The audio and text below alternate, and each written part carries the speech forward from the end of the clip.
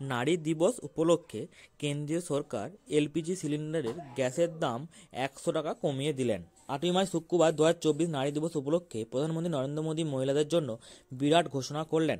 নারী দিবস উপলক্ষে প্রধানমন্ত্রী নরেন্দ্র মোদী গ্যাস সিলিন্ডারের 100 টাকা কমানোর ঘোষণা করলেন। প্রধানমন্ত্রী নরেন্দ্র মোদী তার এক্স হ্যান্ডেলে 8ই মার্চ সকালে ঘোষণা করেছেন, এবার থেকে গ্যাস সিলিন্ডারের 100 টাকা কমানো হবে। প্রধানমন্ত্রী নরেন্দ্র মোদী গ্যাসের মূল্য কমানোর ঘোষণার সময় আর কি ঘোষণা করলেন, চলুন আজকে আপনাদেরকে এই ভিডিওর মাধ্যমে জানিয়ে দিচ্ছি।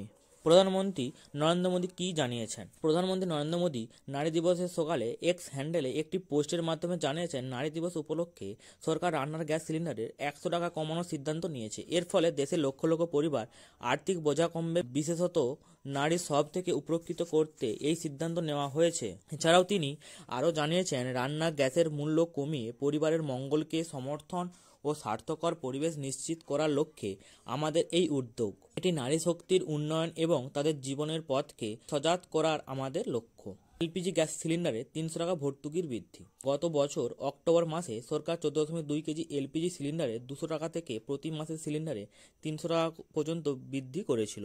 রান্নার গ্যাসের 300 টাকা পর্যন্ত এই ভর্তুকি ছিল চলতি অর্থ বছর অর্থাৎ 31শে মার্চ পর্যন্ত।